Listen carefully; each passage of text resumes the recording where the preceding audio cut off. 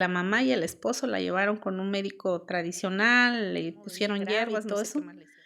Pues ya en pocas palabras, el paciente llegó al hospital y prácticamente falleció la paciente. Entonces también el gobierno creo que no ha puesto un poquito de interés en esa parte de que se quedó con una infraestructura.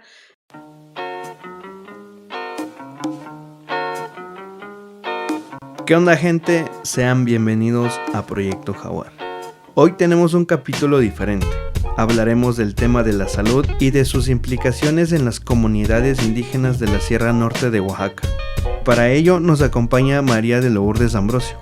Con más de 25 años ejerciendo la medicina, ella es médico cirujano en el hospital rural que está establecido en la comunidad de San Ildefonso Villalta, en la Sierra Norte de Oaxaca.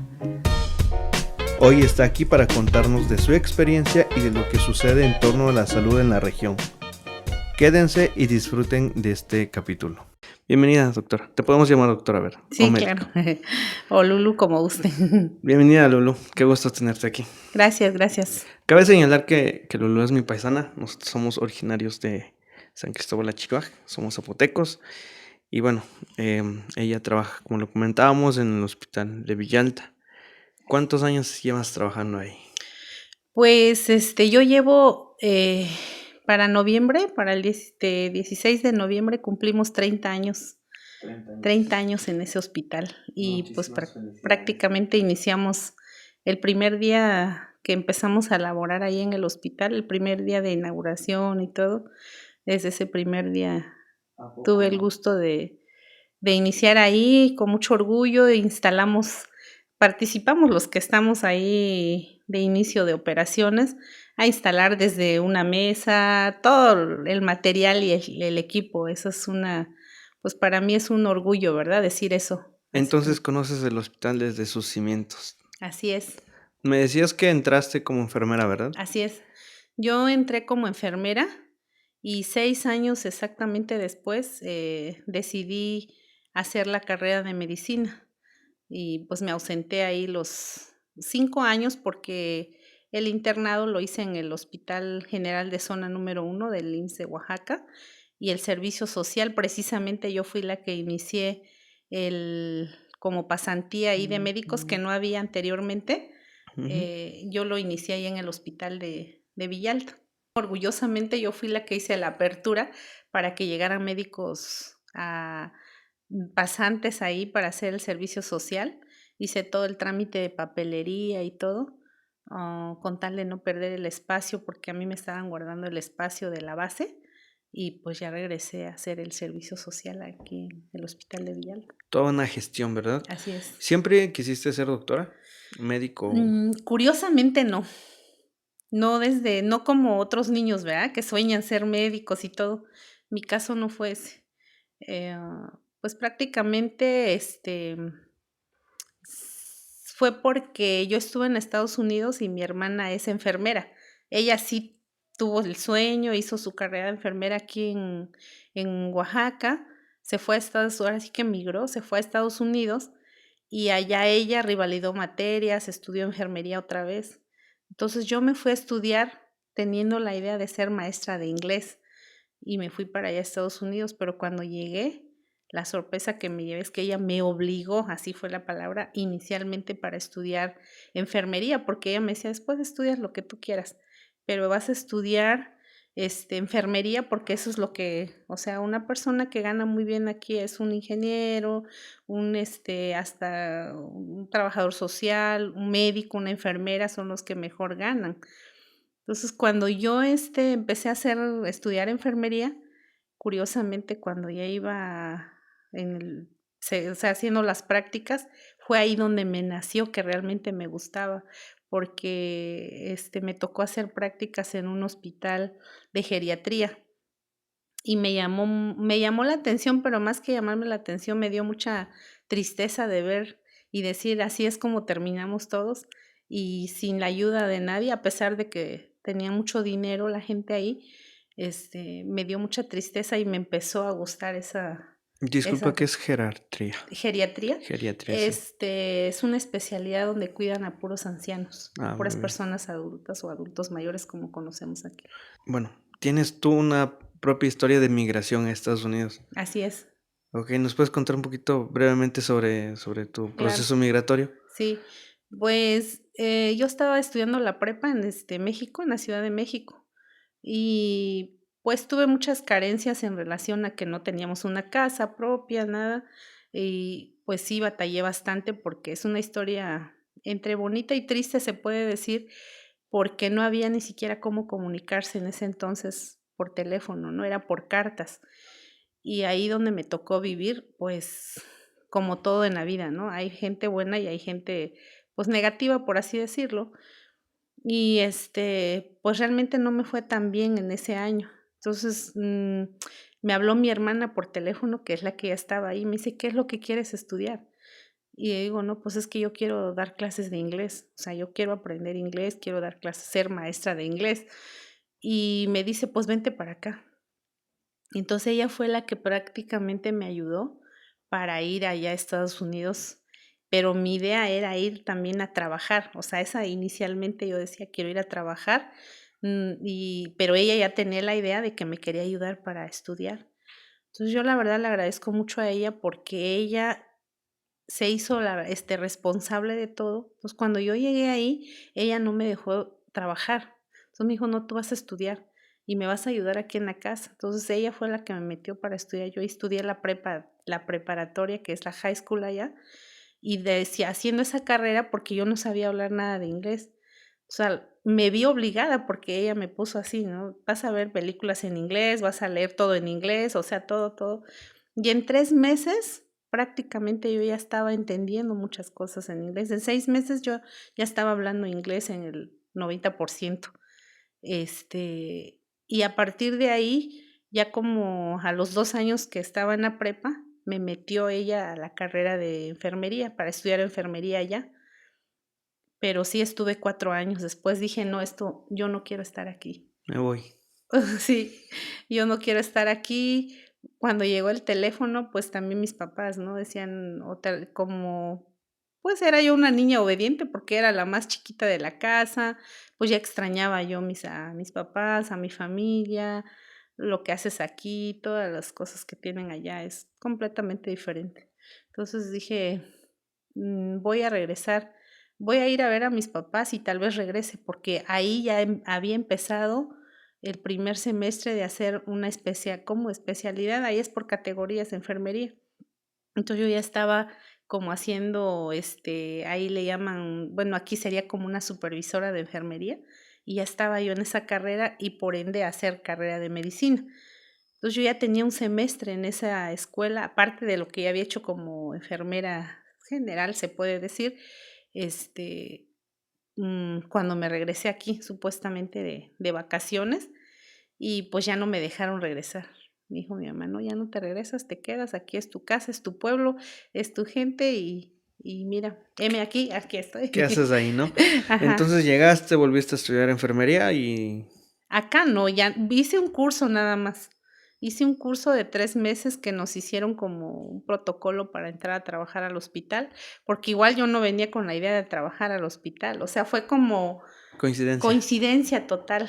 Llegué y mi mamá vendía comida, llegaron las personas a comer a la casa y ella, ¿quién es? No, pues es mi hija y que no sé qué. Viene Y del no te gabacho. ajá, ¿no te gustaría trabajar? No, ¿y qué estudias enfermería? No, pues entra a trabajar, mete tus papeles. Y yo hice un trato con mi mamá. Entonces yo le dije: "Si paso el examen, o sea, si me quedo, qué bien, y si no, pues yo me regreso". Pues me dieron un reconocimiento por haber sido la mejor. ¿A poco? Sí, tengo un reconocimiento por haber sido la mejor, de todo el grupo que entramos ahí, fui o sea, A tuve el 100 sobresaliente. exactamente, en excelencia, y pues ya me quedé. Ya se quedó 30 años. Ajá. 30 años. Y el trabajo del hospital, ¿qué ha sido lo más complejo al principio, digamos? Desde la perspectiva de que es un hospital Ujú, nuevo, se están estableciendo como las dinámicas ujú. estructurales. ¿Qué difícil es eso? Pues fíjate que a mí no se me hizo así tan difícil, pero sí era como una sensación entre, no tanto el miedo, ¿no? Sino como tú dices, los nervios de decir, yo había estudiado enfermería allá y es completamente diferente a estudiar enfermería aquí, pero esos 3 meses que yo hice enfermería aquí, la que mis respetos aquí para la jefa que no se me olvida, es la jefa Teresa Cabrera, que ella fue la que nos dio como el curso de introducción. Yo aprendí muchísimas cosas de ella, muchas, muchas cosas más de las que yo desconocía de allá. Y pues me di cuenta que completamente una enfermera aquí es muy competente, mucho, se puede decir, y me atrevo a decir que es mucho más competente que una enfermera de allá. Te voy a decir por qué. Porque una enfermera ahí casi es por ramas. Una enfermera aquí es general. O sea, sí es cierto, no es como le llamamos, me haces de todo y te pago lo mismo, y allá me haces una sola cosa y te pago más. Así como para que me entiendas. Que aquí son Entonces, todólogas. exacto. Entonces acá cuando yo vi, dije, pero esa área es cómo vas a poner un suero, poner sondas, inyectar, aplicar medicamentos, cambiar la cama, o sea, hacerle todo al paciente. Y allá, o sea, si estás en el área de que nada más vas a aplicar medicamentos, esa es tu especialidad, esa es tu área, a eso te dedicas. ¿En serio? Sí, entonces yo estaba incluso en el área de fisioterapia con los geriátricos precisamente, donde pues les das la terapia y a eso te dedicas, tú no te metes en lo demás. Entonces cuando yo llegué acá y aprendí todo eso, dije, pues, wow, ¿no? Qué súper padre, que ahora yo voy a aplicar y a estar hasta en un parto y cosas así, apoyando al médico. O sea, siendo enfermera y saber muchas cosas y estar en contacto, para mí fue como un reto, ¿no? Primero. Luego, que me empezó a convivir, me empezó a gustar mucho el reencontrarme con mucha gente con la que estudié también aquí, que estaban ahí, pues en Villalta, ¿no? Yo estudié la secundaria aquí. Entonces, fue como, pues muy padre también porque la gente, pues no sé si tú te dejas agradar, hasta ahorita lo veo así, y la gente también le agradas, ¿no? Cuando das una buena atención y pues siempre, o sea, había muchas cosas muy padres que llegaban porque me tocó estar en la consulta externa. Nosotros nos dividieron cuando llegamos, nos dijeron, tuvimos la oportunidad hasta de nosotros escoger en qué área queríamos estar. Pero pues me dijo la jefa que estaba en su momento, que es la jefa Yolanda Palacios, un saludo especial para ella, que también mis respetos. ¿Sabes qué? Yo te veo factible en la consulta, porque hablas una lengua materna, porque la gente va a llegar acá, entonces vas a ser más útil aquí que estando adentro en hospitalización, donde también obviamente es útil, pero, o sea, aquí es abierto Hay un porque la punto de gente ventaja. exactamente. Entonces me quedé en la consulta externa, pues por 6 años hasta que me fui a hacer la carrera de medicina. Y ya te fuiste 7 años, Me fui 5. 7 años, sí, 7, o sea, 5 de teóricas, digamos, y un año de internado y un año de servicio social. Así funciona la carrera de medicina acá en México. 7 años como médico cirujano general, son 7 años. Y una vez ya como médico, ingresas de nuevo al hospital, ¿verdad? Ingreso de nuevo al hospital y pues también tuve la oportunidad, ¿verdad?, de querer seguir superándome.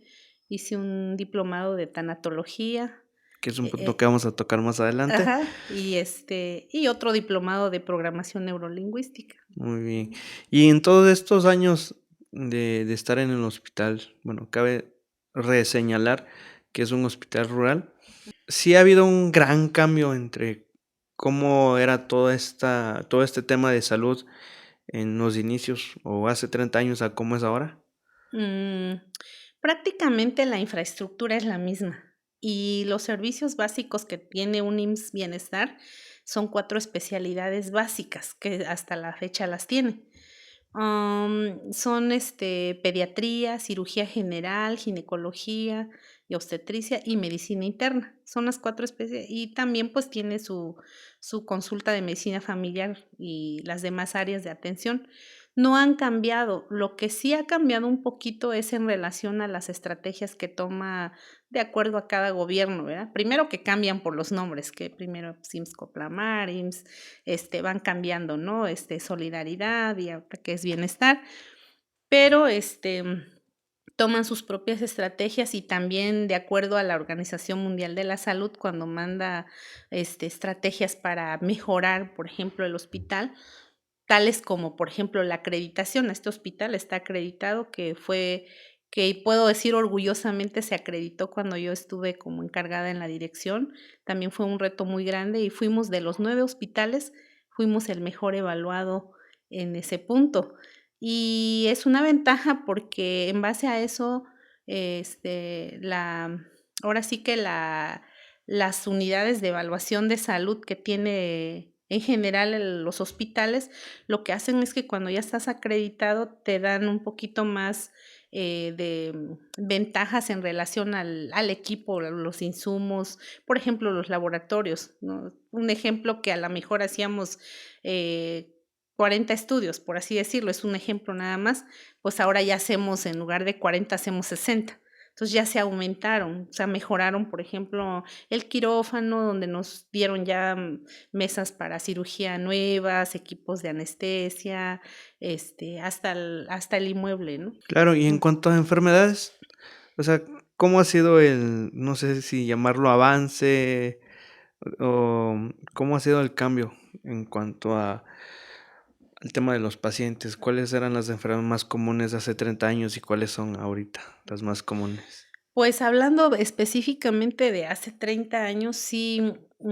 sí dio como un giro de 180 grados o más en relación, ejemplo, hablaba yo, por ejemplo, de hace 30 años que teníamos un sinfín de listas ahí de pacientes que estaban desnutridos. Específicamente hablo de los niños y adolescentes. Había mucha desnutrición, desnutrición desde leve, moderada, severa, al grado de desnutrición, todo que le llamamos ya kwashiorkor con marasmo, que son niños que ya están requiriendo hospitalizarse. Y ahorita el giro que dio completamente es que ahora es todo lo contrario, porque ahora estamos hablando sobrepeso, obesidad. Y hablar de sobrepeso y obesidad es hablar propiamente de una prediabetes. Y prediabetes pues ya vienen desencadenando pues propiamente la diabetes y otras enfermedades cardiovasculares, ¿no? Como la hipertensión arterial y otras enfermedades crónicas. Pasó de un extremo al otro extremo. Así es. Hace 30 años había enfermedades como impensables en el Sí, hospital que ahora hay, claro. que ahora son Sí, comunes. como que ahora son comunes. Yo que llevo ahí tantos años, yo antes, por ejemplo, difícilmente podía ver enfermedades mentales, por ejemplo. Las enfermedades mentales vienen muchos trastornos emocionales. Ese es un ejemplo. La otra puede ser propiamente las crónicas degenerativas que hablamos, no que fueran impensables, pero que no eran tan comunes, porque la gente tendía a hacer como más ejercicio tal vez, o tenía otro tipo de hábitos alimenticios y cosas así. Una vida Y más una vida dinámica. más dinámica de que llegó ahora que las antes, pues ni mototaxis, ¿no? Ni menos taxis ni nada de eso. Claro. Y detalles así, la alimentación, que pues ese mismo acceso de que ya hay más pues el medio de comunicación, pues también trae un poquito más de cosas como en relación a los embutidos, los alimentos que no son tan saludables, ¿verdad? Y aunado todavía ahora con el celular y todo eso, pues son cositas que van apoyando. Esa es una. La otra, pues vienen ahí enfermedades metabólicas propiamente, porque ya una persona con sobrepeso, obesidad, pues propiamente va acompañada de otras enfermedades.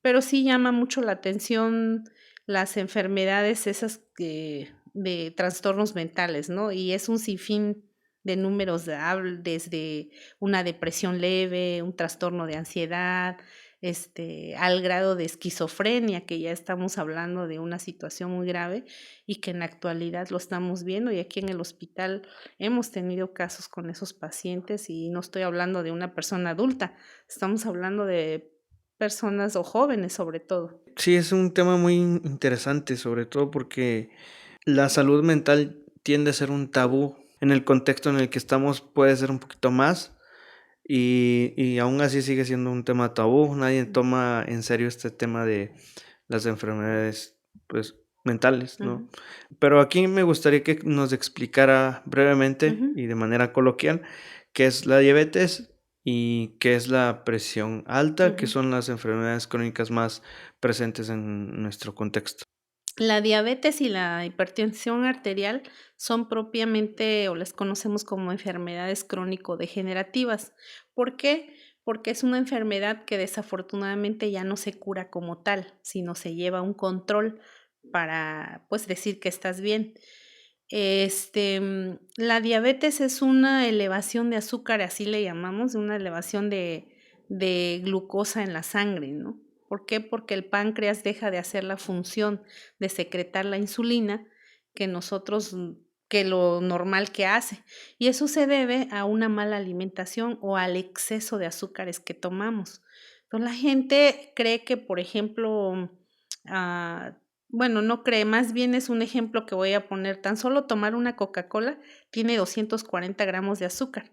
Es lo que equivale a una persona, un promedio general de una persona adulta, sus requerimientos en un día. Quiere decir que si yo me tomo una coca de 240 gramos, ya no necesito en todo el día comer ni tortilla, ni pan, ni nada de endulzantes, ni un pastelito, pastas, arroz, todo eso. Sin embargo, tenemos la dieta y la acompañamos. Entonces, lo que pasa en el cuerpo con una persona que se hace diabética es que el páncreas nosotros condicionamos a que ya deje de hacer su trabajo que hacía por el exceso de azúcar que tenemos, ¿no? Este, ah, Súmale que también la carga genética, los factores hereditarios que tenemos, súmale a que no hacemos ejercicio y súmale otro poquito a que la parte importante que ahorita voy a abordar un poquito más, que es la parte emocional, espiritual que el ser humano tiene y que yo creo que más siento que es lo que más está condicionando a que la persona realmente se llegue a enfermar más rápido y tenga como tal una enfermedad crónica. ¿Por qué? Porque, porque es ahorita también lo que decías hace rato, ¿no? ¿Qué enfermedades llegan a que no pensabas anteriormente y que ahora se ven muy comunes? Es el estrés. El estrés es una condicionante y que incluso ahorita se genera o se contempla como dentro de las enfermedades que te pueden dar cáncer. ¿Por qué? Okey, Porque el estrés antes no estaba en la lista como para pacientes con cáncer. Y ese es otra enfermedad que ahorita ha aumentado importantemente, no nada más como antes, ¿no? En la ciudad, no, claro, ahorita en las comunidades, cáncer, cáncer. El cáncer, en sus diversas es en sus presentaciones. diversas presentaciones y sobre todo, en estómago, porque es finalmente ahí nosotros decimos que es como que ahí donde tienes tu segundo cerebro o ahí es donde están las emociones, ¿no? Sí, Tanto como seas, feliz, es una emoción que se genera ahí, pero sobre todo cuando tienes esa, la tristeza, el estrés, la depresión, o sea, es ahí donde se concentra, porque la gente somos como más, por eso decimos, ¿no? Más como viscerales en ese aspecto. sí, Mm, totalmente. Mencionabas hace un rato, bueno, hace un momento, sobre el tema de, enfermedades de predisposición, ujú, y hereditarias. ujú, Muchos pensamos, o bueno, los que no estamos familiarizados con estos temas, pensamos de que cada persona es independiente, ¿no? ujú, Pero hay enfermedades ya predispuestas en los genes ujú. de cada uno. Entonces, uno podría ser más propenso a la diabetes que a la presión arterial, o podría ser más propenso a un tipo de cáncer que otra persona diferente, ¿verdad? ¿Nos puedes explicar un poco más de ese tema? Sí, claro que sí. Sí, nosotros siempre decimos, como área médica, nosotros, siempre abordamos esa parte de si tienes, algún familiar con cáncer, diabetes, hipertensión, porque sí, la carga genética obviamente tiene mucho que ver, ¿no? Tan solo es desde tu tipo de sangre y cosas así. Entonces, si yo, por ejemplo, tengo a mi papá, mi mamá o alguna persona, mis abuelos, que tienen esta enfermedad, no significa que yo en automático la vaya a tener, pero tengo un gran riesgo o un factor predisponente, le llamamos, que yo lo pueda desencadenar. ¿De qué depende de que yo realmente me enferme o no? Depende mucho de mí, porque ahorita ya se puede trabajar esa parte, y es la parte que yo le digo siempre a los pacientes, ¿no? O sea, depende de ti si tú quieres enfermarte. O sea, si tú quieres agarrar esa parte genética, ¿a qué se debe? A que tú, pues, no hagas ejercicio, come muchas grasas, come muchos carbohidratos, pues, mantente siempre estresado y, pues, más la carga genética que tienes ya es como decimos 50 y 50%, ya estás adentro. Claro. Pero lo que tú decías, por ejemplo, es, a pesar de que yo tenga la carga genética, si yo hago ejercicio, si cuido mi dieta, si, emocionalmente trato de estar bien, ¿qué es lo que va a pasar? Que lo más seguro es que alcance yo hasta en un 92% de no tener la enfermedad, porque yo estoy llevando todos esas medidas de prevención sabiendo que tengo un factor genético. Muy bien. Ujú. ¿Hay estudios que podrían arrojar a qué enfermedades estamos como predispuestos? Específicamente, ¿qué? O sea, ¿todos en general o por la genética? No, por ejemplo, si yo voy, ¿no? Y quiero hacerme un estudio y decir, okey, no sé a qué estoy Predispuesto, predispuesto. ajá. ¿Hay algún estudio hoy en día que te pueda decir, no, pues tu carga genética es esta y tienes la predisposición a estas enfermedades? Sí, sí, hay muchos estudios en realidad y hay muchas variantes. Por ejemplo, si tú te haces un estudio y, y realmente nosotros en esos parámetros nos basamos. Por ejemplo, si vemos ya todos los estudios de laboratorio tienen un rango de normalidad y anormalidad. Entonces, cuando nosotros ponemos otra vez el ejemplo de la diabetes, ¿no? Que yo veo que ya me estoy acercando, que ya tengo 98 gramos de azúcar, o ya prácticamente en el límite para ser diabético, pues, ¿sabes qué? Ya, o sea, Le bajo. ya, exactamente, o sea, ya estás casi en el límite, o sea, quieres ser diabético, pues, entonces sí existe en eso de que en México, curiosamente, el 80% de las personas vamos a consulta cuando ya estamos enfermos, si no me atrevo a decir que hasta más. Este, Solo ese mínimo porcentaje, y es muy poco el paciente que dice: "Me voy a hacer un estudio", y que el médico también tiene mucho que ver aquí en México, porque es la educación que tenemos comparado a otros países que ya están en desarrollo, que es lo contrario. Por ejemplo, si tú vas a consulta y el médico te dice: "¿A qué vienes?", y dices: "No", o ¿cuál es tu problema?, y dices: "No, pues no tengo ninguno". Y el médico, el 70% de los médicos te van a decir: "Entonces, ¿a qué vienes? Si no estás enfermo", ¿no? Y es un ¿Por tema qué? cultural, Exacto, entonces. entonces hasta el mismo médico dice: "¿A qué vienes?". Y no es así, porque es cuando yo como médico debo decir: Te felicito, porque entonces vienes a hacerte un chequeo, a ver cómo está tu presión, te voy a hacer unos estudios para ver si ya estás predisponente, como tú dices, a tener alguna enfermedad y podamos trabajar muchas cosas contigo", ¿no? Y esa es la parte importante, ¿no?, de la prevención, Exactamente. porque, como bien mencionas, a veces, o mencionaste hace un Ujú, momento que a veces enfatizamos más como las dolencias ya existentes, ujú, pero eso lo pudimos evitar con un diagnóstico anticipado. ujú, Y eso en realidad nos ahorraría también a tanto recursos como desgaste físico emocional, ¿no? Porque, pues, también te desgasta el ir a un hospital, el internarte, independientemente del gasto del ujú, bolsillo, es como compartir cama o un cuarto con algún paciente ujú, más grave, con una situación diferente, entonces ujú, sí me imagino que es un desgaste ujú. sumamente, muy fuerte. Así es. Y bueno, volviendo un poquito más a lo que comentaba hace rato, el tema de la presión arterial Ujú. alta, ¿cómo es? La enfermedad de la presión arterial alta, pues, es una enfermedad también, pues, cardiovascular, porque, pues, hablamos de presión alta cuando una persona se eleva propiamente su presión arterial, ya estamos hablando de 30 milímetros de mercurio. Hablamos de 2 cifras nosotros, porque prácticamente son 2 corazones. Entonces, hablamos de una cifra sistólica y diastólica.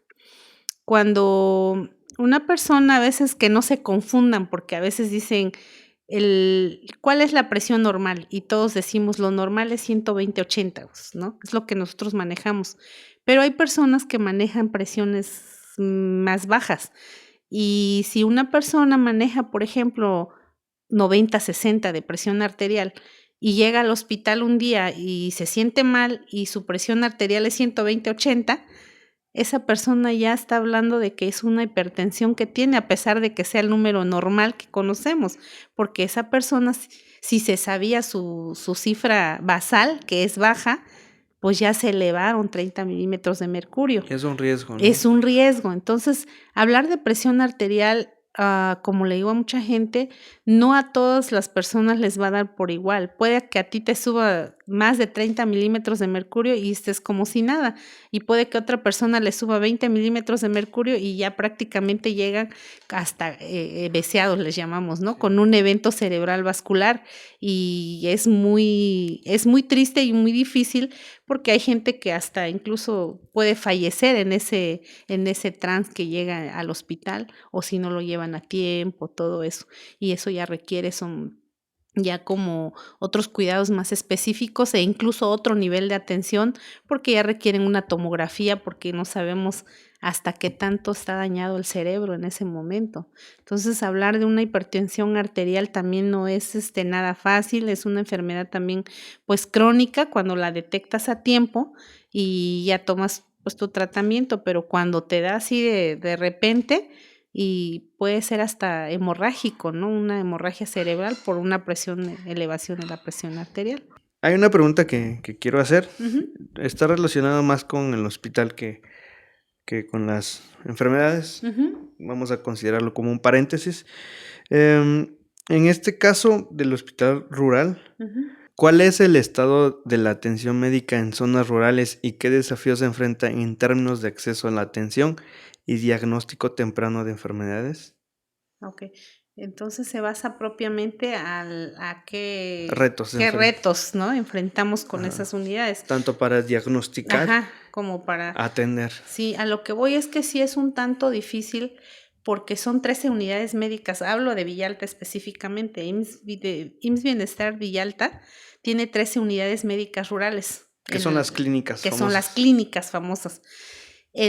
¿Por qué digo que sí es un tanto difícil? Porque las clínicas se quedaron de hace más de 40 años con la misma infraestructura, con un solo médico, una enfermera. ¿Y qué es lo que pasa? ¿Por qué la atención es difícil y por qué hay mucha limitación en el aspecto de que ya no es suficiente?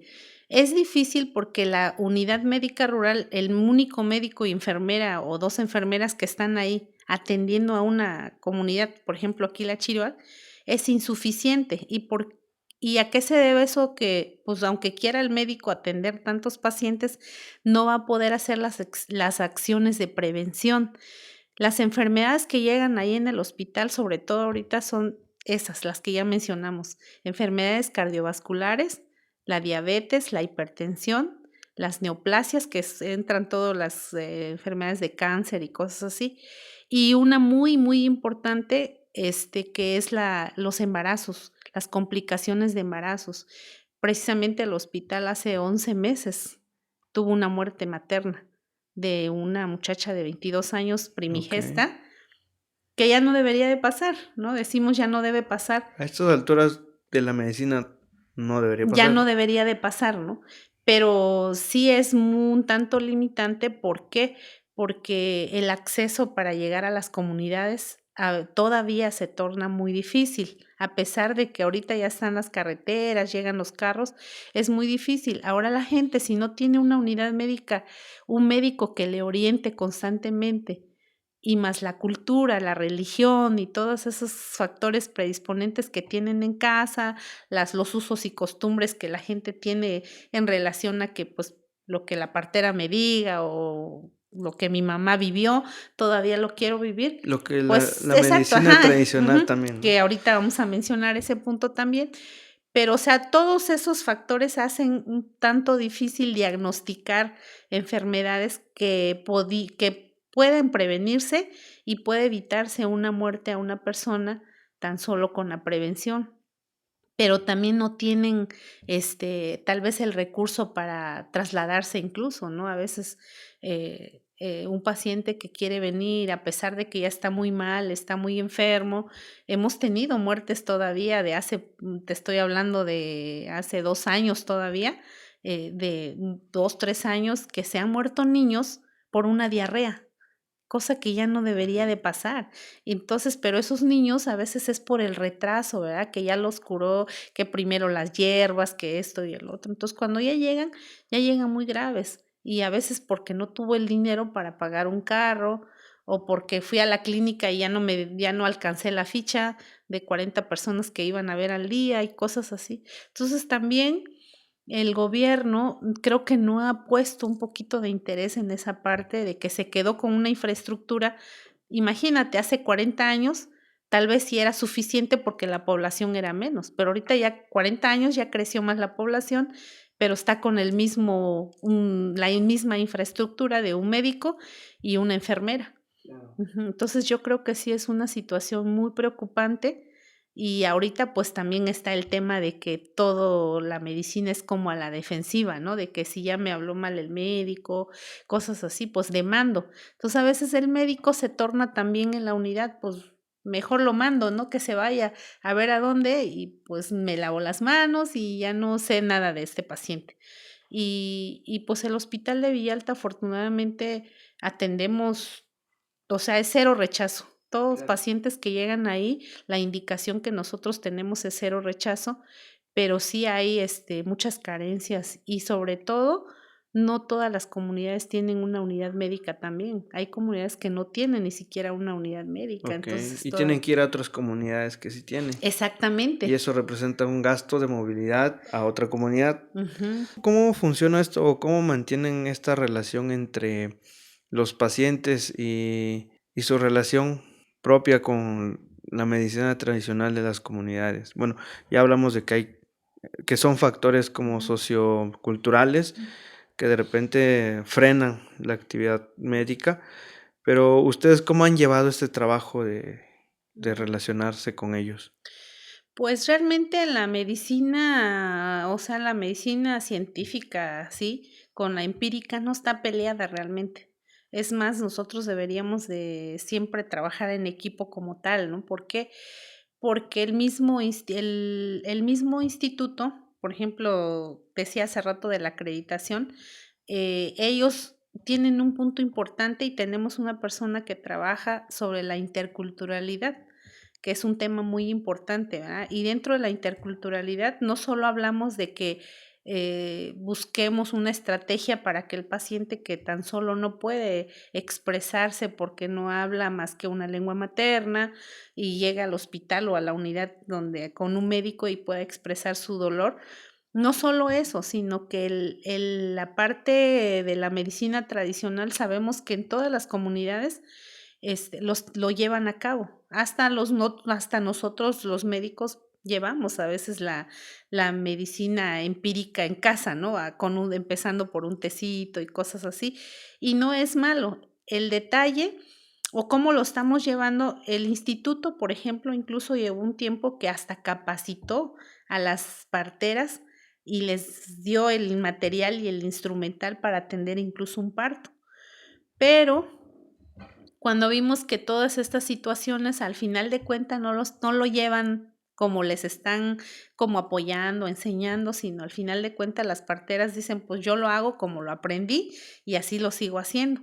Entonces ya nos dimos cuenta que empezaron a haber muchas complicaciones, dentro de ellas pues la muerte materna, o por ejemplo que las pacientes llegan cuando ya están prácticamente para morirse, Agonizando, ¿no? agonizando, diciendo pues ya la partera no hizo mal, no pudo hacer más, pues ahora vete al hospital, ¿no? Y curiosamente llega al hospital, se muere y el que tuvo la culpa es el médico. Jamás, yo nunca he visto en 30 años que llevo ejerciendo la medicina aquí en México y específicamente en Villalta, yo nunca he visto que demanden a una partera, no así los médicos. Entonces, esa es la parte donde ya no encaja, pues, ¿no? Entonces decimos, Claro. ¿sabes qué? Mejor evita tocar a la paciente, mejor ya no porque sea malo, no porque no sirva tu medicina tradicional, sino porque llega un momento que no te das cuenta que no tienes la capacidad de resolverlo y complicas las cosas y en lugar de ayudar al paciente, pues ahora sí que se muere el paciente por esa simple razón, ¿no? Pero pero en realidad hay muchos estudios que son muy interesantes en relación a lo que es la medicina tradicional. Tan es así que, pues, antes era toda la medicina ahorita actual que es científica, viene de algo empírico también. Sí, Ujú, totalmente. Y bueno, también me ha tocado ver que en algunas ocasiones, por no decir en la mayoría, ujú, los adultos mayores son los que menos confianza le tienen a la medicina moderna, ujú, ¿no? Ellos son más de, no, es que es un susto, ujú, no, es que se quedó tu espíritu ahí. Es respetable totalmente la creencia de cada persona, pero hay cosas que dentro de este tema médico se podrían evitar, ¿no? O se pudieron, pues sí, ujú, totalmente evitar, ¿no? Por ejemplo, tal vez nos asustó, tal ujú, vez tiene su presión arterial muy elevada y tal vez le está dando un paro ujú, cardíaco y no sea como el susto ujú, como ujú. tal, ¿no? Entonces, he visto que ellos son los que menos confianza o menos atención le prestan a la medicina moderna como tal, pero también por otro lado, los jóvenes, los más jóvenes dicen, ah, yo no tengo nada, oh, yo estoy joven, no tiene Sí, por qué darme, o sea, estoy en mi plena sí. juventud, ¿no? Entonces también esa parte es de extremo a extremos. Tal vez sí confían mucho en la medicina moderna, Ujú. pero ya cuando están graves y no son como los adultos que de plano a veces dicen, no me llevas al hospital cuando ya me esté pasando algo porque ahí me Ajá. sacan en bolsa, Sí, ¿no? sí, Es sí. lo que se escucha y lo que se dice muchas veces Sí. aquí, pero también está esta parte de que por lo menos aquí en la región la gente joven no acostumbramos a tener como una atención médica sobre nosotros mismos, ¿no? Sobre ir, como mencionábamos hace un momento, ir sin tener nada, Ujú, ir a ver cómo estoy, ¿no? Un estudio de esto, un estudio del otro, ¿no?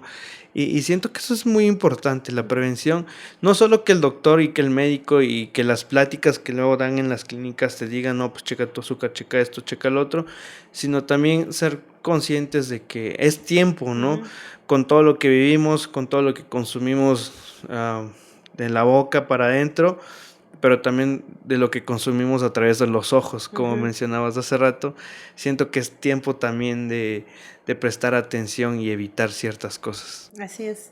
Sí, fíjate que eso es muy importante porque aquí hay varios puntos que abordaste y efectivamente, eh, sí tiene mucho que ver, por ejemplo, lo que tú dices, el ejemplo del susto, ¿no? Si una persona realmente se asustó, ¿pasa algo con tu cuerpo? Claro que pasa, porque en ese momento, pues, cuando entras en shock, por ejemplo, nosotros llamamos no en shock, pero es el susto, ¿no? Que la gente dice, pues se paraliza todo.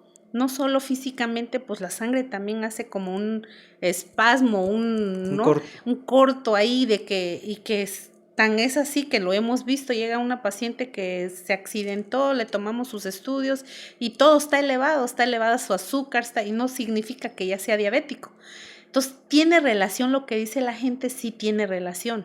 El detalle es cuando ya no, por ejemplo, yo a mis pacientes me dicen, oiga, pero es que sí, adelante, si tienes tu empacho, pues que te curen del empacho, pero sabes que esto no lo vas a dejar. El tratamiento, lo que yo te estoy diciendo, pues es independiente, ¿no? No está peleada la medicina. Está peleada cuando tú ya, lo que decías hace rato, ¿no? Una persona diabética,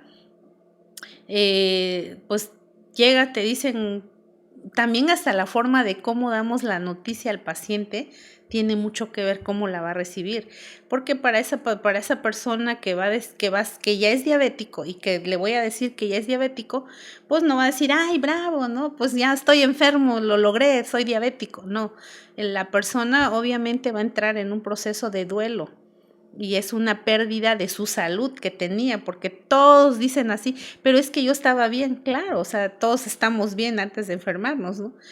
Pero el detalle es que la persona tienes que prepararla, esa parte emocional también, tienes que prepararlo antes de decirle que está enfermo, porque son varios pasos y hay mucha gente que se queda en el paso de la negación porque no acepta que es diabético.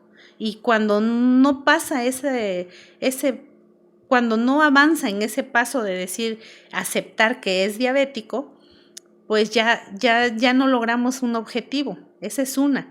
La otra es que yo le digo a los pacientes, ¿no? La mente es muy poderosa y cuando tú dices yo soy, estás hablando desde tu cabello hasta tus deditos, todo el cuerpo, yo soy. Entonces la gente, yo curiosamente, cuando tú hablas con alguien, siempre dice, yo soy diabético, yo soy hipertenso. Pues nunca vas a avanzar porque tú estás así como que no me lo quites, ¿no? Abrazando tu enfermedad, ¿no? Tú, lo que eres. Entonces, tampoco yo sé que no se va a curar, pero si tú trabajas con la mente, o sea, lo que tú le mandas, la información que tú mandes a tu mente todos los días, yo he comprobado que es muy importante. Entonces, una persona que ya está en el proceso de que es diabético, por ejemplo, yo lo he trabajado y no basado tal vez científicamente, aparte de toda la bibliografía que existe, que no la mencionan, que es lo que no se trabaja en la mayor parte de los hospitales. No van a trabajar esa parte que te voy a mencionar ahorita, que es la parte emocional, espiritual. Claro. Esa parte es muy importante porque cuando una persona es diabética, porque yo lo he comprado y lo he visto, tan solo lo veo con mi mamá, por ejemplo, que es la que tengo en casa y que tiene esa enfermedad. Entonces, lo hemos trabajado que al grado que un tiempo, cuando ella estaba en su auge de que tuvo esa enfermedad y que le dijeron, vas a usar insulina, y te estoy hablando de hace más de 20 años. Entonces, yo hace 20 años todavía no trabajaba mucho esa parte emocional, ni siquiera había hecho ese diplomado de programación neurolingüística y todo eso.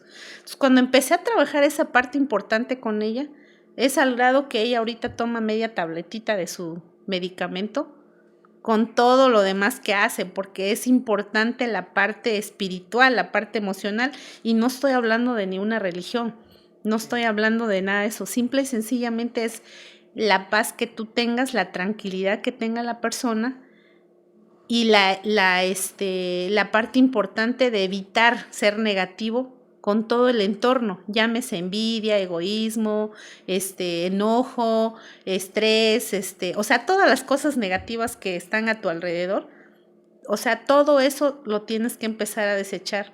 Y luego cómo reencontrarte contigo mismo es lo que la gente llama que va a rezar, va a orar, va a hacer yoga, como le llamen, pues. Va a meditar. Va a meditar, exactamente. Y es lo que no practicamos. Cuando empezamos a practicar eso, o sea, no te imaginas cuántas cosas positivas llegan a tu vida, y hablo especialmente del paciente diabético que no se va a lograr curar, pero mucha gente ya la hemos llevado, cuando recién tienen el diagnóstico, se pueden llevar hasta con la dieta nada más.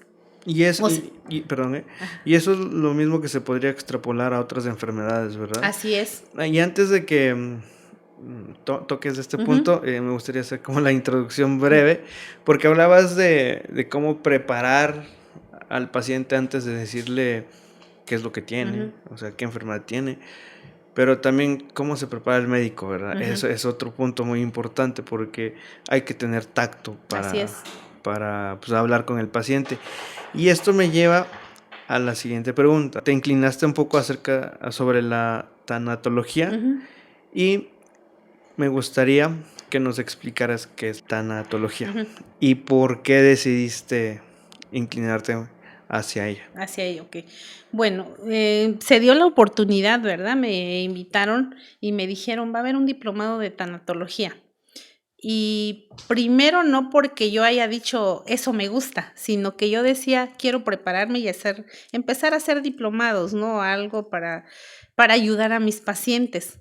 Entonces yo decía, no, aquí en el hospital no hay alguien que trabaje sobre los duelos, cuando se muere alguien, cuando recibe esta noticia y todo. Entonces hubo esa oportunidad de que se acopló a mis horarios, que eran sábados y domingos. El diplomado iba a ser casi 2 años. Entonces dije, no, pues me meto al diplomado. Yo fui pensando en mis pacientes, o sea, en ayudar a la gente, ¿no? Pero curiosamente, cuando llegué a la primera clase, me llevé una gran sorpresa que no era para mis pacientes, era para mí. Entonces, cuando yo me quedé así, dije, híjole, no, pues yo hasta salí llorando. Bueno, todos los que estábamos en el Sí. diplomado salimos de primera instancia llorando, ¿no? Y es que tiene Prácticamente. sentido, ¿no? Porque no puedes dar algo que no tienes. Exactamente. Entonces yo dije: "No", bueno, ya dije: "Ya, no, pues ya esa fue la primera clase, el primer fin de semana, toda la clase no, pues era para mí, para mí, para mí". Yo realmente no estaba preparada, no estaba en ese momento preparada para morir, así como mucha gente. Y tal vez muchos digan: "¿A poco ya estás?".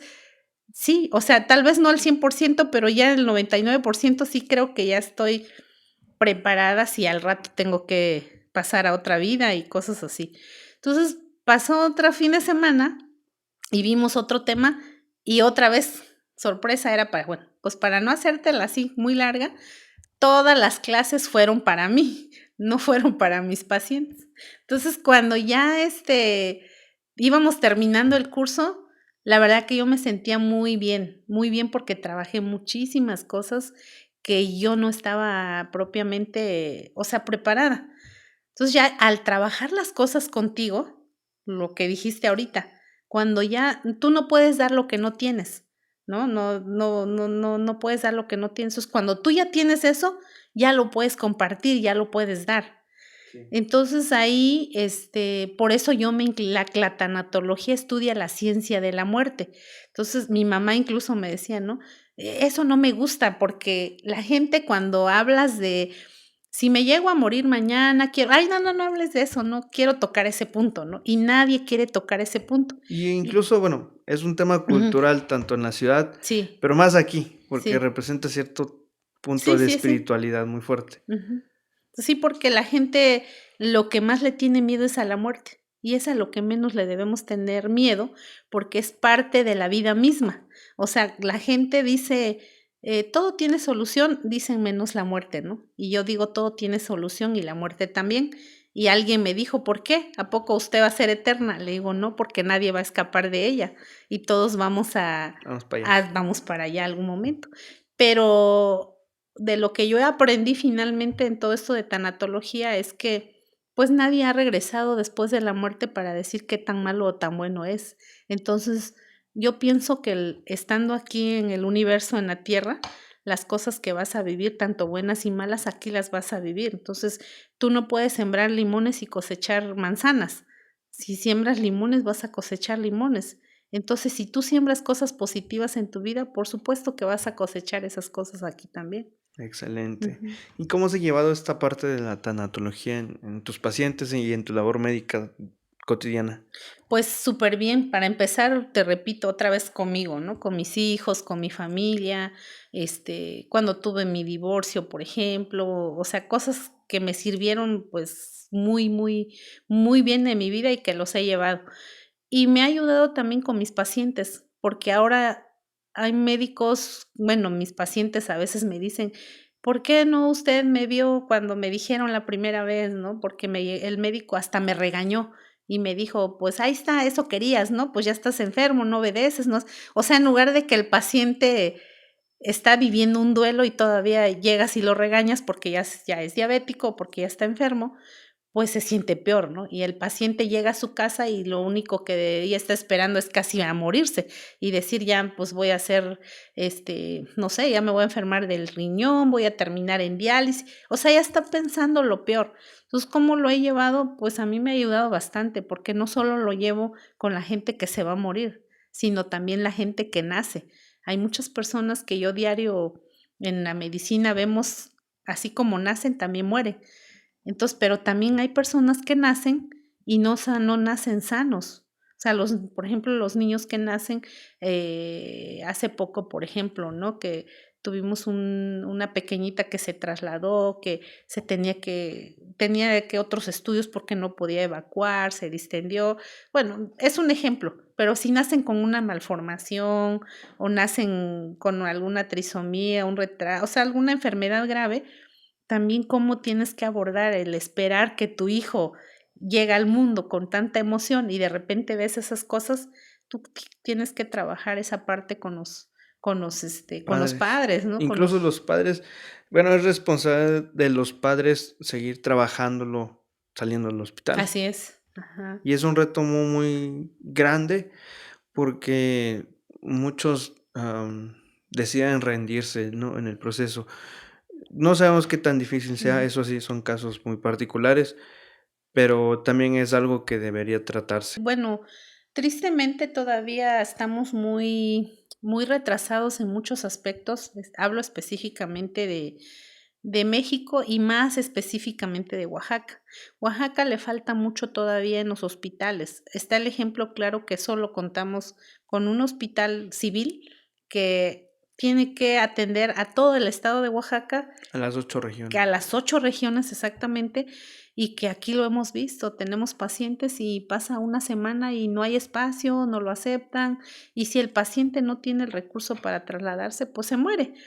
Y entonces esta parte de la tanatología a mí me ha servido mucho porque aquí en el hospital también hemos tenido muchos jóvenes con sobredosis de adicciones a Una alguna sustancia. sustancia, y eso también lo aborda tanatología, porque son pérdidas que tienen de salud, es como un área de psicología, pero más así profunda, ¿no? Trabajando en duelos, en pérdidas, dar noticias, cómo abordar con todos estos jóvenes. Entonces, el hospital no cuenta con esta especialidad, pero yo sí la aplico con mis pacientes Okey. cuando tengo la oportunidad y trato de que así sea siempre. Pero ha sido parte también de tu propio esfuerzo, pues, ¿no? Así De es. decir: "¿Sabes qué? Yo quiero aplicar esto con mis Ajá, sí. pacientes". Y yo pienso, ¿no? Que es parte de, pues, de tu amor a la profesión, pero también una parte de conocer tanto este hospital, Ujú. que me imagino lo guardas en tu corazón y en tu mente, en tus recuerdos, porque, pues, uno a veces las hace las cosas porque nacen, ¿no? Ujú. Porque ve una necesidad, y es diferente cuando te imponen hacer las Así cosas, es. ¿no? No las haces como tú quieres. Pero después de tantos años de estar trabajando con personas, con enfermedades, am, con doctores, con médicos, con colegas, ¿tienes algún recuerdo memorable que nos puedas compartir de todos estos años de trabajo? Sí, claro que sí. Bueno, sí, hay muchos, ¿verdad? Hay muchos, te voy a contar primero un triste, uno triste. Okey. Uno triste porque jamás se me olvida y también, pues, yo espero que mucha gente lo escuche y que también, pues, les llegue, porque es otra parte que yo trabajo mucho con la gente ahí, que a veces dicen algunos compañeros: "Ya, doctora, déjelo, si no quiere cuidarse, pues, que no se cuide, que se llene de hijos". ¿A qué voy con esto? Que tuvimos un caso de una paciente que es cercana aquí a la comunidad, 19 años, su primer embarazo. La paciente, este, empezó a subirle la presión secundario al embarazo. Bueno, la mamá la llevó, la mamá y el esposo la llevaron con un médico tradicional, le pusieron hierbas, no sé qué más le hicieron.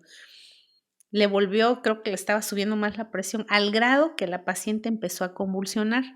La paciente convulsionó y tampoco, o sea, la sacaron, no hicieron como que, pues aquí va a estar bien, ¿no?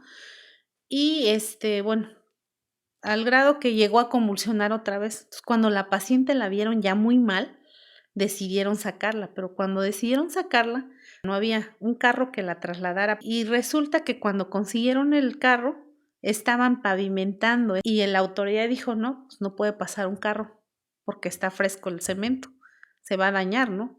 Entonces, no quisieron, y no quisieron, y dijeron: "Es que la no, pues no puede pasar". La sacaron cargando así como pudieron con 2 palos, la pusieron en la cama, todo, caminaron todo ese tramo. Llegó, la valoró el médico, informó, al hospital que la paciente cómo venía grave y todo eso. Pues ya en pocas palabras, el paciente llegó al hospital y prácticamente falleció la paciente. Logramos todavía que el bebé se salvara. Se metió a una cesárea porque ya venía muy grave, se salvó su bebé y ella falleció. Cuando ella regresó, que ya estaba muerta, ahora sí, mandaron hasta los carros, la autoridad, o sea, ya muerta la persona, ahora sí, pase el carro, lo que quieran, pues ya está muerta. ¿Por qué le das más valor a una persona que ya se murió? Ahora sí, hasta les llevaron, o sea, hicieron como acostumbramos en todos lados, ¿no? Que mataron su marrano o lo que hayan hecho, tanta comida, tanto dinero. ¿Por qué gastar tanto dinero cuando ya estás muerto y ese dinero no lo puedes gastar cuando estás vivo y que tienes la oportunidad de salvarte? Eso es una historia muy triste, ¿verdad? De que pasó con esa muchacha y que desafortunadamente y tristemente pues falleció y ya no pudimos hacer nada. Y ahí pues así como que vale más esto que la vida de una persona. A eso voy.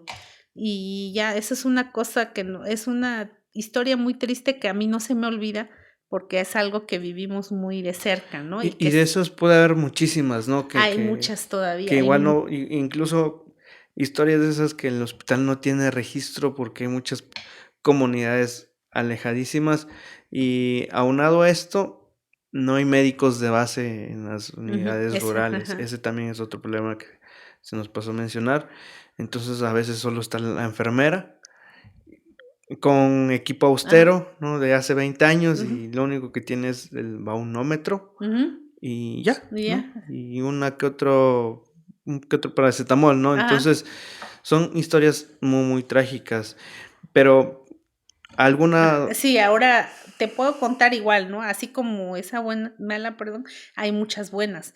El hospital tenemos, muchos le llamamos como éxitos, ¿no? De que son personas que prácticamente se iban a morir, pero gracias a que hubo una intervención se salvaron. Mm, bueno, ahorita vino a mi mente de una paciente que yo llegué al hospital y resulta que todos ya habían firmado el documento porque, pues, para respaldarte tú, pues, fírmame aquí, que venga la autoridad, que si te mueres ya es tu responsabilidad, ¿no? Que, pues, podemos decir que sería lo más fácil, tal vez, a pesar de que obviamente no quiero decir que no habían hecho el trabajo mis compañeros, todos ya habían hablado con ella y dijo, no me quiero hacer la cesárea. Esta paciente, su presión estaba por los cielos ya, o sea, sus laboratorios todos alterados. Es una paciente que prácticamente se iba a ir a morir a su casa porque no iba a darle tiempo ni de llegar a Oaxaca, porque ya estaba empezando con trabajo de parto y no era candidata para trabajo de parto porque su problema era muy grave. Nosotros ahora le llamamos una preeclampsia y ella con un síndrome de HELP, así muy cañón. Entonces, cuando yo llego al hospital, ya estaba, ella ya se había vestido y ya se iba y ya me dice, no, me dice un compañero ahí que es el promotor de acción comunitaria, doctora, qué bueno que llegó, haga otro último intento, porque toda la mañana hemos batallado con ella y ya no quiso, no quiere. Ya me acerco con ella, ¿no? Y empecé a platicar y eran pacientes que también traen como un recuerdo de algo que pasó hace muchos años, de pues una historia, tal vez una antecedente negativo que tuvieron con algún familiar, que no eran los médicos que obviamente estaban en su momento y cosas así. Entonces, yo me acerco a la paciente y empiezo a hablar con ella. Y le digo, pues empecé a platicar con ella, yo no llegué a decirle: "Oye", o sea, no, o sea, es una plática, y con el esposo también, ahí estaba el esposo platicando bien, todo eso. Y empecé a hablarles así hasta con lengua materna, ¿no? Que también eso pega mucho y eso es muy importante. Poco a poco, pues, es ganar ahí, mezclar eso de la tanatología con la programación neurolingüística, que también estudia el comportamiento de las personas, y tienes que hacer como una empatía con esas personas y entender por qué tienen ese comportamiento. Entonces, ya poco a poco, sí, o sea, yo no sé cuánto tiempo me llevé realmente hablando, porque sí fue mucho tiempo, que todos ya decían: "Ya, si ya firmó, pues ya que se vaya, ¿no? Ya qué hace ahí, ya, pues, al rato se complica y va a ser peor". sí. Pero el objetivo, y en resumen, fue que sí logramos que esta paciente se metiera pues, yo me metí, incluso yo me comprometí que todo el tiempo iba a estar con ella, metí a la cesárea, o sea, aceptó y se salvó. Y pues es como una satisfacción muy grande porque la persona y gracias a Dios, ¿no? Gracias a todas las personas que intervinieron para que la paciente, obviamente el gineco que estaba en su momento, que la operó y todo eso, y todo el equipo de que estábamos ahí para la intervención con ella, pues salió con éxito, afortunadamente se salvó y todo. Ella no dimensionaba tal vez el grado que tenía de que podía morir, y que a lo mejor ahorita yo lo cuento con mucho orgullo porque digo, es una vida que salvamos y que la veo ahora y que veo a su niña y cada que va al hospital le dice, ¿no? Mira, por ella fue que casi, ¿no? De que me convenció, no sé qué, y después, pero lo que me da risa es que después llega el esposo, hasta ahorita estoy reaccionando, ¿qué fue lo que hizo usted con nosotros que nos convenció para que lograra que se operara? Porque yo ya estaba decidido que no se iba a operar, ¿no? Entonces son como un trabajo una de de cabildeo ahí sí, muy exactamente, importante. ajá. Entonces, así como ese, hay muchos más muy padres que al grado que yo, por ejemplo, también juntamente con el promotor de acción comunitaria, también una vivencia muy padre, se puede decir, porque hasta tuvimos que caminar, estaba derrumbado. Fuimos a Reagui y de Camotlán para Reagui había un derrumbe. Fuimos a buscar una embarazada que igual estaba en peligro su vida y no quería venir, dijo, no voy a ir. Y dijimos, vamos a buscarla. Y yo me fui, o sea, hasta allá dije, la voy a ir a buscar a ver qué logramos. Y también logramos traerla, salvarle su vida, porque su vida, si se quedaba ahí, se iba a morir. O sea, ya era un hecho. ¿Por qué? Porque su problema era muy, pues estaba muy mal igual, ¿no? Embarazada y todo eso y grave. Entonces, son muchas cosas padres que pues yo digo, o sea, me siento Que has vivido a lo contenta, ¿no? largo Que de... así, exacto, pues imagínate cuántos años vives de todo, ¿no? Un Sí, poco ahí. Entonces, esas yo creo que sí han sido y también te das cuenta de la necesidad que la gente tiene de mucha información, de las carencias cuando tú vas a las comunidades. No vamos lejos, hace 2 semanas fuimos a Chuapan y es muy triste ver que todavía que lleguen de Teotalcingo, o sea, la distancia que hay de todos esos pueblitos que están, hay una comunidad ahí que todavía tienen que caminar casi 1 hora y media para llegar a Chuapan y todavía tomar un carro, ¿no? Así como acá también hay otras comunidades que caminan y todavía tienen que tomar un carro y para que lleguen hasta acá a recibir una atención, pues es una impotencia muy grande de que nosotros estamos pues bendecidos, ¿no? De estar acá sí, cerca de un hospital totalmente. y tener la oportunidad de que puedas salvar más tu vida que esas personas que están muy lejos. Entonces estás muy de acuerdo en que hay que reevaluar y rediseñar el sistema médico. Completamente. Ahí El sistema estamos. de salud, sí. Sí, completamente. Creo que ahí las autoridades, sí falta que el gobierno, todas las instituciones estatales, gubernamentales que tengan que involucrarse, se involucren un poquito más y volteen a ver a todas esas comunidades que realmente tienen la carencia y la necesidad urgente y también de las unidades médicas que pues nos quedamos con lo de hace 40 y tantos años, 45 años con la misma infraestructura, es para que ya tuviéramos un médico en cada turno y una enfermera en cada turno, fines de semana. Aquí sí me gustaría hacer como un reconocimiento especial a todas esas enfermeras, que son las que están de base en las unidades médicas, Ujú, porque son las que enfrentan lo que llega, ¿no? ujú, Tal vez de repente la hacen de internista, la hacen de camilleras, ujú, de de todo. choferes, de todo, ¿no? Entonces, aquí queremos reconocer su gran valor, sobre todo gran labor también. Y pues bueno, ¿no? Hacer énfasis en eso nuevamente, en que hay que rediseñar el sistema de De salud salud. que hay. Retomando el punto de las comunidades, ¿cómo ha sido tu experiencia con el tema de ser un hablante de lengua materna en este trabajo médico? Ujú. Pues para mí es pues muy gratificante, ¿no? No sé cuál es la palabra de mayor auge para decir que me siento, no solo me siento orgullosa, me siento muy contenta, muy feliz de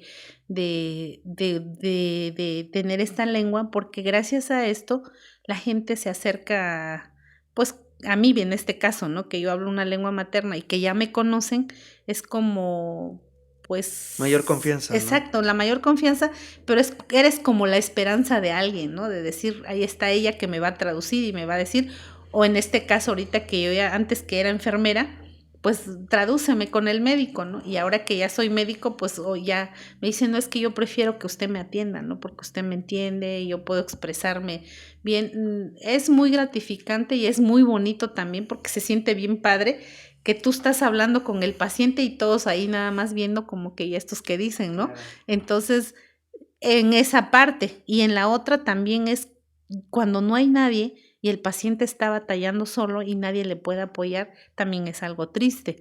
Sí. Entonces son es una balanza ahí, ¿no? De decir, yo me siento bien porque lo puedo hacer y lo puedo ayudar, pero no es tan bueno para el paciente que no pueda expresar a veces y no tenga alguien que le pueda traducir, por ejemplo, ¿no? Porque aquí pues dominamos en esta región que es zapoteco, mije y chinanteco. Sí. Entonces sí, pero para mí sí ha sido de mucha ayuda, de mucha ayuda para ayudar, valga la redundancia, ¿no? Para los pacientes. Y es que también es un punto a favor, ¿no? Sobre todo para el paciente, porque logras tener un diagnóstico más preciso de lo que tiene. En caso de que no sea hablante del español, en zapoteco ya te puede decir, oh, me duele específicamente aquí, y tú ya sabes pues, qué es, ¿no? Así es. A diferencia de que pues, no solo señales del lugar y no te diga cuál es el síntoma como tal, ¿no? Y bueno, volviendo ya al tema del hospital en general, como hospital rural, también has sido directora del hospital, que también es un puesto con mayor responsabilidad, ¿no? ¿Qué representa una dirección del hospital? Pues para empezar, yo no quería tampoco estar en la dirección, porque uno tiene que reconocer que, pues, estar, o sea, llevar la responsabilidad total de un hospital, también debes estar preparado, ¿no? Administrativamente, sobre todo. Yo no tenía ni la experiencia ni nada de eso. Entonces, cuando yo me negué para estar de encargada, porque me dijeron: "Van a ser nada más en lo que llega el director", o sea, tal vez unas semanas o mucho unos 2 meses. Entonces, digo: "No, es que yo no es que no me sienta capaz, no tengo los conocimientos". Entonces, me habla el delegado a Oaxaca, en su momento el que estaba, el doctor Galicio, y me dice, pues es una indicación, ¿no? O sea, aquí nosotros también, si no obedeces ahora sí que a tus jefes inmediatos, una indicación, no que me dijo tú vas a hacer, pero pues obviamente habló conmigo y trató, mire doctora, es más, está el doctor Adán que estaba en Tlacolula, mis respetos para el doctor Adán Pacheco, que fue de mucho apoyo para mí. Y ya le pidieron a él que él me iba a asesorar en donde podía atorar. Entonces, bueno, yo dentro de mí dije: "Bueno, pues, ¿por qué no? Que sea un reto, ¿no?, para mí". Y, pues, yo tengo que poder, o sea, yo desde el momento que dije: "Bueno, está bien, doctor, yo lo acepto y, pues, voy a dar todo lo mejor de mí y voy a ver todo lo que puedo". Y así lo hice y no me siento muy contenta también porque sí fue un reto, y no fueron ni 2 ni 3 meses, fueron 3 años. 3 años. 3 años haciendo el trabajo no solo de la dirección, aparte estaba sacando el trabajo de las coordinaciones, que es una coordinación médica donde tienes que dirigir a todos los pasantes,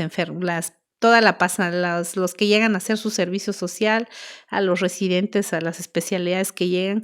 O sea, tienes que manejar todo eso, trabajar con el hospital, entregar la información. Entonces, o sea, Es un rollo. no tienes vida propia, no tienes sábado, no tienes domingo, si estás comiendo y hay una complicación de una embarazada, ya olvídate que terminas de comer a gusto, no duermes bien porque tienes que estar pendiente del celular para la información que tienes que enviar. O sea, no tienes una vida propia, lo tienes que dar como a veces lo vemos así como tal, ¿no? O sea, prácticamente das tu vida por pues a cambio de la satisfacción únicamente que te queda. Y lo que yo dije fue, pues que sea un reto para mí porque finalmente es mi gente, es mi región, estoy al final de cuenta en mi casa y si puedo hacer algo por ese hospital, pues adelante. Pero al final de cuenta, creo que en la mayor parte tuve el apoyo de la mayor parte de mis compañeros que les agradezco mucho también porque gracias a todo el trabajo que hicieron ellos en su momento cuando yo estaba ahí, pudimos acreditar el hospital, como te decía, pudimos hacer muchas cosas, y creo que fueron muchas más cosas muy buenas que, o sea, no hubo cosas malas, simple y sencillamente a lo que voy es que tener la responsabilidad de la dirección es un poco, pues, un tanto difícil, ¿no? Porque Sí, me son muchas imagino. cosas. Como hospital, ¿cuáles son las preocupaciones actuales en cuanto a enfermedades emergentes y reemergentes? ¿Y cuáles podrían ser las estrategias para Mm. combatirlas? Pues las enfermedades emergentes propiamente, tales como, por ejemplo, el SARS-CoV, que ahorita es de lo del COVID, tuberculosis, dengue, todas esas enfermedades emergentes, son las que realmente están ahorita el auge. Por ejemplo, el COVID, que también creo que omití mencionar hace rato, que también es una de las muertes que más, porcentaje o más tasa de mortalidad tuvo en estos años que se vino esta enfermedad. Y las reemergentes propiamente son específicamente dengue, tuberculosis y propiamente el COVID. Ahora, ¿qué estrategias se tienen que tomar para eso? Prácticamente lo que debe hacer es un equipo multidisciplinario y una estrategia de salud para prevenirlas y detectarlas a tiempo, porque esas enfermedades propiamente son no solo son endémicas, sino son pues, es una pandemia como el COVID, por ejemplo, ¿no? Entonces, al hablar de eso, ya estamos hablando que sí podemos identificarlas cuando existe un equipo de salud, o sea, propiamente instalado en cada comunidad, que hable de las enfermedades y que sepa identificarlas a tiempo para poder frenarlas. Y eso, más que nada, yo creo tener una estrategia como equipo un equipo multidisciplinario se llama, porque son varias personas que van a participar ahí, no solo es el área médica, sino es la autoridad, es la propia comunidad, son las escuelas, los maestros, para hacer para identificar este tipo de situaciones. Claro. Una persona con tuberculosis le tenemos que dar seguimiento, porque si no se le da seguimiento y está ahí, pues va a seguir regando el virus y al rato toda una escuela, toda una comunidad, pues va a estar enferma, ¿no? Sí, sí, Entonces, sí. sí, eso es creo que Lo más lo importante, más ¿no? importante. Pues muy bien, muchísimas gracias por lo que nos acabas de compartir. Tengo una última pregunta, Sí. pero antes, pues quiero agradecerte por estos 30 años que has prestado servicio, ¿no? Porque tal vez, tal vez no solo hemos tenido como experiencias cercanas con el hospital, ¿no? Pero hay familia, hay amigos, Ujú. hay gente a la que apreciamos y a la que va y sigue yendo al hospital. Entonces, pues quiero felicitarte y agradecerte por esos 30 años de servicio.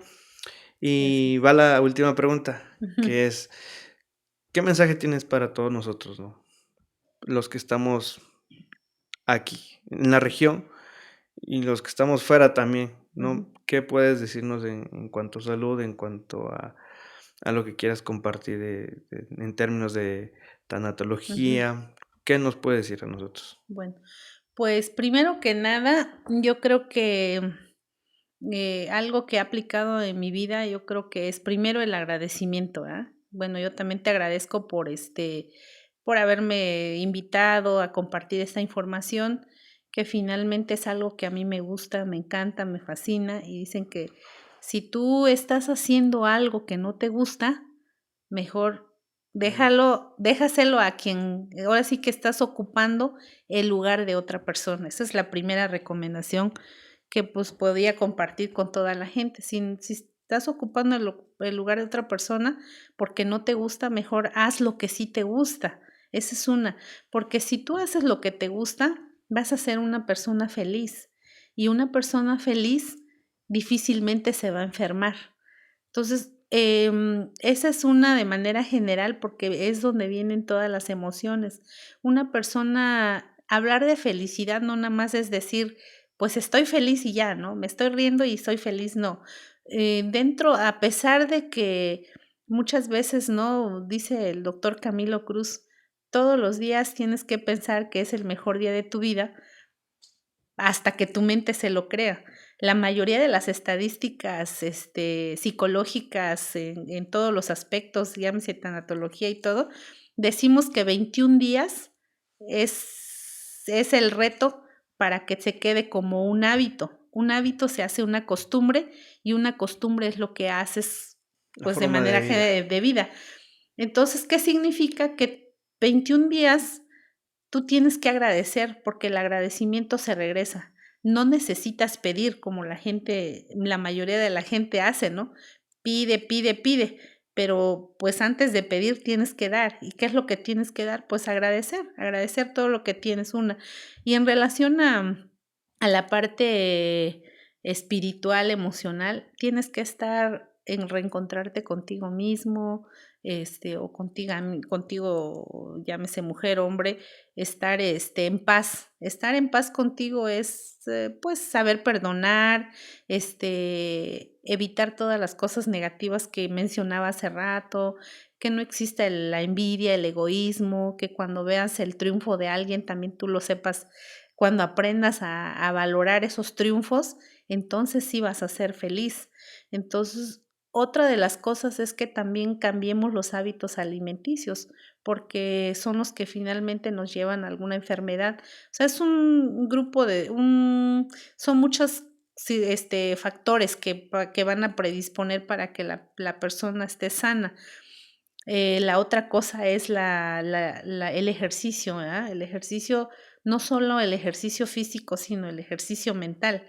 Una persona es bonita y es sana cuando internamente lo está. No es nada más lo físico, sino también la parte interna. Entonces, si yo te estoy hablando de algo espiritual, es porque tienes que buscar esa espiritualidad. No importa en quién creas, o sea, no estoy hablando de religión, simplemente de trabajar esa parte de ser, hacer para tener, no al revés, queremos tener primero, luego hacer y al último ser nosotros, sino que tenemos que ser, hacer para tener. Entonces, yo creo que esa es la parte más, importante, hacer ejercicio, cuando tengan la oportunidad y sobre todo de tener el contacto con la naturaleza, creo que es muy bonito andar descalzo, estar en el agua, estar en las montañas, comer con lo que la tierra te produce y evitar comer más las cosas más sintéticas, ¿no? Que ya conocemos o embutidas, conservadores, que todo eso también traen cáncer en un porcentaje muy importante. Entonces, te evita muchas enfermedades. Una persona que está feliz, que está tranquila, que tiene paz interna, va a ser sana, si no puedo decir que en el 100%, por lo menos en el 95% va a estar bien. Entonces, pues yo los invito a eso, ¿no? A que seamos agradecidos, a que seamos más empáticos y que disfrutemos la vida, porque en tanatología eso decimos, ¿no? Que para nosotros es el presente. El pasado ya no existe, el futuro es incierto y lo que cuenta, o sea, cuando tú estás pensando en el pasado, estás pensando en tus problemas, en cosas así, ese es el pasado. Sí, sí, sí. Cuando tú vives pensando ansiosamente qué va a pasar, estás pensando en el futuro que no sabes si va a llegar y lo único que tienes bien ganado es el presente. Entonces yo creo que esa es la parte más importante, al menos para mí. Valorar lo que tienes, que es tu familia sobre todo, disfrutarlos y pues eso, ser felices, que es una obligación. Nadie dijo que iba a ser fácil, pero que sí teníamos la satisfacción de poder decir que ser felices es una obligación. Te agradezco muchísimo. Hay mucho que reflexionar detrás de todas estas palabras, incluso detrás de esta entrevista. Obviamente hay temas que no tocamos y que Ujú. podríamos agendar en otra ocasión. Pero gracias de nuevo y pues estamos aquí pendientes. Claro que sí, gracias.